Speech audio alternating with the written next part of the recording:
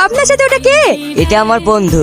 আপনার বন্ধু কথা বলি না, আমাদের কাছে রেখে যান, আমরা কথা শিখিয়ে দেবো। এই তোরা থাম তো। কি রে, এদের সঙ্গে তুই কথা বলিস নি? না, চেনা নাই, কি কথা বলবো? কি রে রাহুল, ও ছেলেটা সকাল থেকে কিচ্ছু খায়নি, দুটো কিছু খাইনি গা। দাদু বাবু, দাদু বাবু, কি হয়েছে? বিয়ের গাড়ি আসার সময় রাস্তায় অ্যাক্সিডেন্ট করে বড় মারছে। তুই কি বলছিস? হ্যাঁ দাদু বাবু, আমি ঠিকই বলছি। তাহলে আমাদের রিনার কি হবে? ঠাকুর মশাই, এখন এর উপায় কয়েকটা আছে। কি উপায় ঠাকুর মশাই? এই লগ্ন থাকতে থাকতে ওকে যদি কেউ বিয়ে করে তাহলে আর লগ্ন ভ্রষ্ট হবে না। এখন ছেলে আমি কোথায় পাবো? কে আমার মেয়েকে বিয়ে করবে? বিজয়, কি সব এলোমেলো হয়ে গেল বল। কাঁদিস না রাহুল, তোদের যদি কোনো আপত্তি না থাকে তাহলে রিনাকে আমি বিয়ে করব। এতে আমার আপত্তি কিসের? এ তো আমার চরম পাওয়া। কিন্তু একটা কথা, আমি রিনাকে বিয়ে করে এই মুহূর্তে বাড়ি নিয়ে যেতে পারবো না, কারণ আমি বাবাকে কিছুই জানাইনি। আমি বাড়ি গিয়ে বাবাকে জানাবো, তারপরে রিনাকে নিয়ে যাবো। এতে কোনো অসুবিধা নেই। কিরে, তোরা সব কোথায় আছিস? শাক ভাজা। ড্যাড, তোমার সঙ্গে আমার কিছু কথা ছিল। ঠিক আছে বল। আমি বিয়ে করে ফেলেছি। বিয়ে করে ফেলেছিস মানে? আমাদেরকে জানানোর প্রয়োজন বলে মনে করলি না? জানানোর উপায় ছিল না। এ বিয়ে আমি মানি না। যা রাখা ছিল নেই, সেই ঘরে তুই বিয়ে করবি তা আমাকে মেনে নিতে হবে। এই বাড়ি থেকে এক্ষুনি বেরিয়ে যা। এ তুমি কি বলছো? আমি ঠিকই বলছি। বাবা, সব মেয়েরা এক হয় না। ওই মেয়ের এই বাড়িতে কোনো জায়গা নেই। আমার স্ত্রীর যেখানে জায়গা নেই, সে বাড়িতে আমিও আর থাকবো না।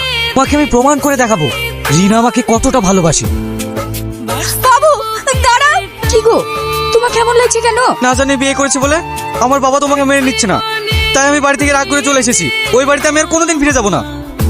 তুমি যদি না চাও তাহলে এখানেই থাকো। না, আমি শ্বশুরবাড়ি ঘরজামাই হয়ে থাকতে পারবো না। তাহলে তুমি এখন কোথায় যাবে? আমি একটা ঘর ভাড়া করে আসলাম, আপাতত আমরা ওখানেই থাকবো। তুমি তাড়াতাড়ি রেডি হয়ে নাও। কি গো, তোমাকে একটা শাড়ি আনতে বলেছিলাম যে। করে আনবো বলো? সামান্য বেতনের কাজ করি, ঘর ভাড়া, সংসার চালিয়ে মাস শেষে একটা টাকাও থাকে না।